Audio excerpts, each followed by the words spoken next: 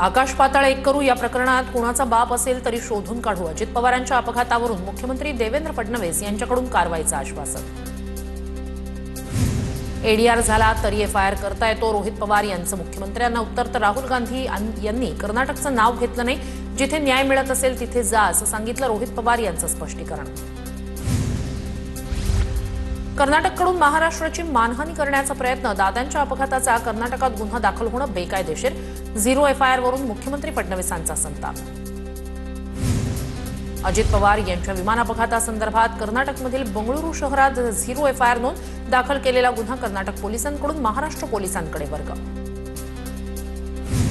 दादांच्या अपघाताच्या 18व्या दिवशी तटकरे पटेल यांचं पक्षासंदर्भातील नियम बदलण्याबाबत आयोगाला पत्र, रोहित पवार यांचा मोठा दावा, सुनेत्रा पवारांना माहिती नसताना आयोगाला पत्र, सुनेत्रा काकींनी काळजी घ्यावी, रोहित पवारांचा सल्ला.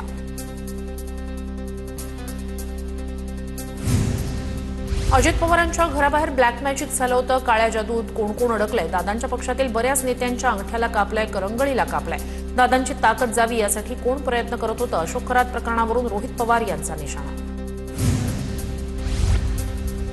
मला अनेकदा टार्गेट केलं गेलं, दादांच्या अपघाताची सर्व माहिती माझ्याकडे, तटकरेंचा रोहित पवारांना इशारा. तर वहिनी अध्यक्ष झाल्यापासून डोमकावळे डोकावतायत, दादा गेल्यानंतर त्यांना पक्ष ताब्यात घेण्याची घाई झाली होती, तटकरेंचा हल्लाबोल.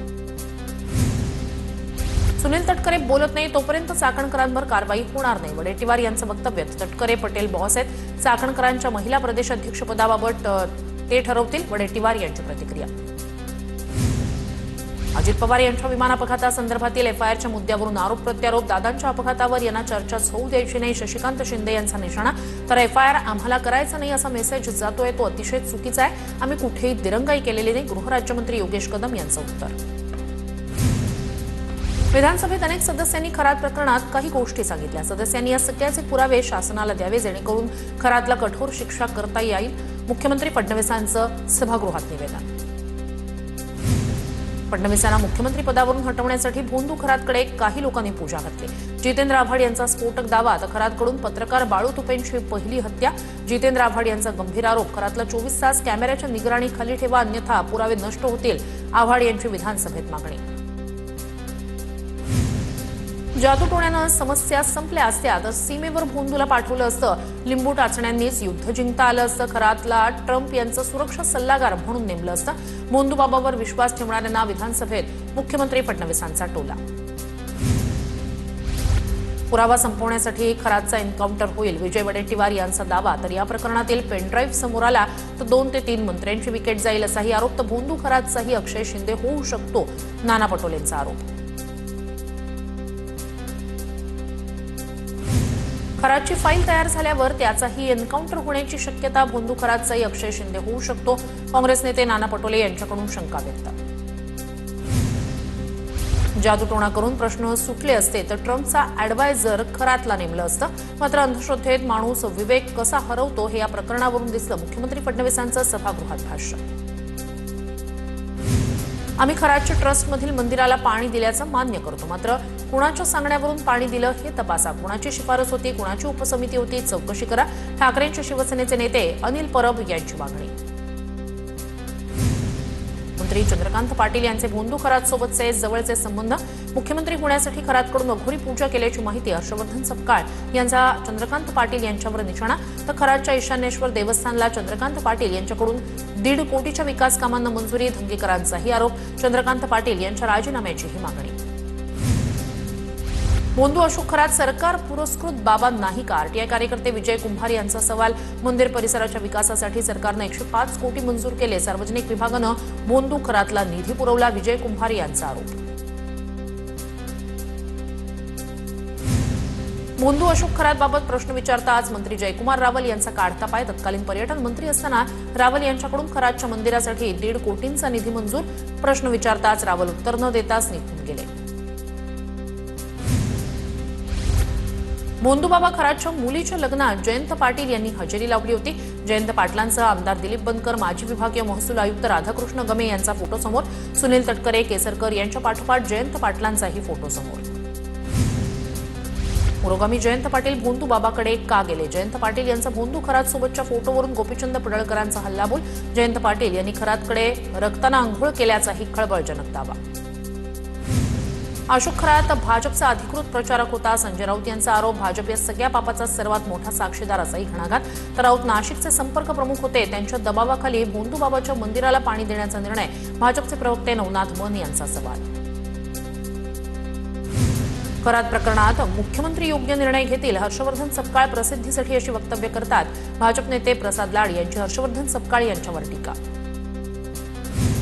भोंदू अशोक खरातच्या ईशान्येश्वर मंदिरासाठी 1.5 कोटीचा निधी. भाजप सेना युती सरकारच्या काळातील 2018चा GR समोर.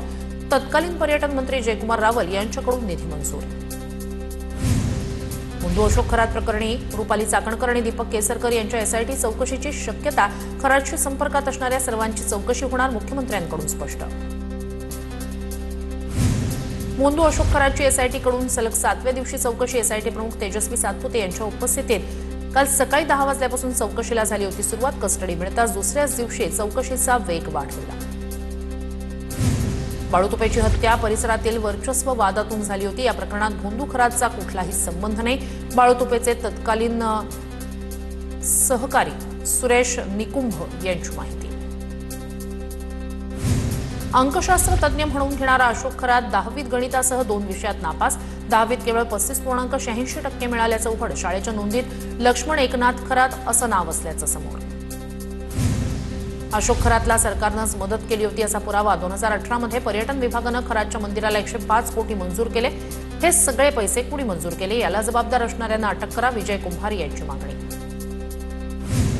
रुपाली चाकणकरांविरोधात राष्ट्रवादीच्या महिला संघटनेत तीव्र नाराजी. चाकणकरांना महिला प्रदेशाध्यक्ष पदावरून हटवा.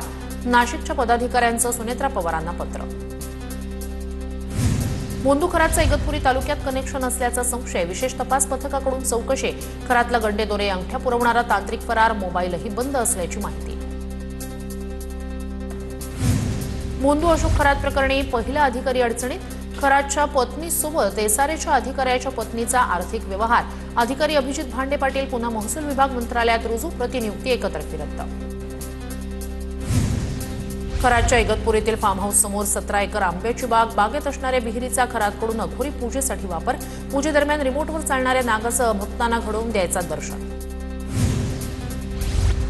अशोक खरातच्या ईशान्येश्वर मंदिराचं 2010मध्ये लोकार्पण. मंदिरात अनेक राजकारणी आणि बड्या लोकांकडून पूजा. श्री सिद्धक्षेत्र ईशान्येश्वर मंदिर अशी ओळख. पत्रकार बाळूतुपेच्या हत्येशी भोंदू अशोक खरातचा संबंध नाही. पत्रकारितेनंतर बाळूनं राजकारणात जाण्याचा प्रयत्न केला होता. पुढे त्यानं डीजेचा व्यवसायही सुरू केला होता. परिसरातील वर्चस्व वादातून त्याची हत्या. पत्रकार सुरेश निकुंभ यांचा दावा. भोंदू खरातच्या ईशान्येश्वर मंदिराच्या उजव्या बाजूला 3 अग्निकुंड. होम आणि विविध धार्मिक विधीसाठी वापरण्यात आलेले अग्निकुंड. अर्धवट जळलेले नारळ. होम हवनासाठी लागणारं साहित्य जळलेल्या अवस्थेत. अग्निकुंडात विविध धार्मिक आणि अघोरी पूजा केली जात असल्याची शक्यता. शिर्डीत अशोक खरातच्या आणखी एका मालमत्तेचा खुलासा. काकडी शिवारात विमानतळाजवळ 5 एकर प्लॉटची खरेदी. विमानतळाजवळ जाताना प्लॉट आवडला आणि खरातनं ऑफर दिली. जमीन विक्रेते विजय कोते यांच्याकडून खुलासा. भोंदू खरातच्या ट्रस्टला निधी देणारा मंत्री भक्त की भागीदार? तृप्ती देसाईंचा सवाल. मंदिर परिसरातील अतिक्रमणासह संपूर्ण प्रकरणाची चौकशी करा. तृप्ती देसाईंची मागणी. जादूटोणा विरोधी कायदा अधिक प्रभावी करावा. अंधश्रद्धा निर्मूलन समितीचे माजी अध्यक्ष अविनाश पाटील यांची मागणी. धर्मांध संघटना नेत्यांकडून जादूटोणा विरोधी शासकीय समिती रद्द करण्याचा घाट. अविनाश पाटील यांचा आरोप.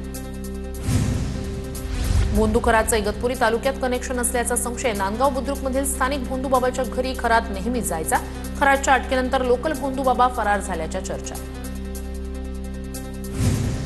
वन्यजीव संरक्षण कायद्याअंतर्गत भोंदू खरातवर कारवाई करावी. अंधश्रद्धा निर्मूलन समितीचे राज्य कार्यवाहक कृष्णा चांदगुडे यांची मागणी. वन्यजीवांची तस्करी करून त्याचा जादूटोण्यासाठी वापर होत असल्याचा संशय. सत्ताधारी पक्ष भांडतायत. सत्ताधारीच विरोधी पक्षाचं काम करतायत. अनिल परब यांची शंभूराज देसाईंवर टीका. आता मार खाण्याची कला तुमच्याकडे आहे का? परब यांचा शंभूराज देसाईंना टोला.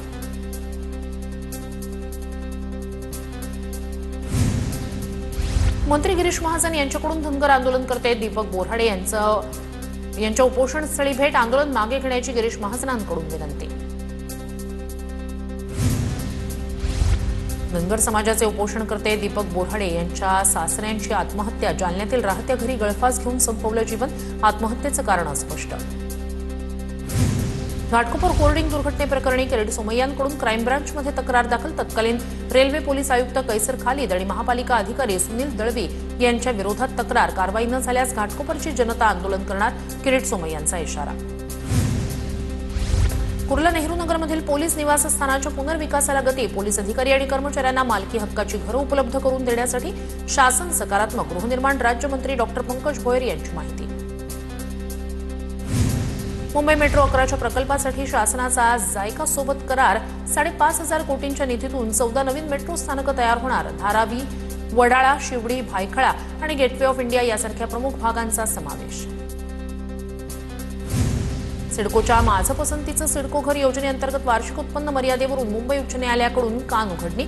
अत्यल्प आणि अल्प उत्पन्न गटाची वार्षिक उत्पन्न मर्यादा 6 लाख आणि असीमित केल्यानं घर विक्री करण्यास सिडकोला मनाई. सलग 2 दिवस 36 अंश सेल्सिअस तापमानानं चटके दिल्यानंतर बुधवारी मुंबईचा पारा 2 अंशांनी घसरला. पुढील काही दिवस तापमान 34 अंशांवर स्थिर राहणार. पुण्यातील हवेली उपअधीक्षक कार्यालयाअंतर्गत 46 कर्मचाऱ्यांची चौकशी होणार. जमीन मोजणीत गैरव्यवहार प्रकरणात याआधी उपअधीक्षक अमरसिंह पाटील यांच्या निलंबनानंतर आता 28 कर्मचाऱ्यांची चौकशी होणार.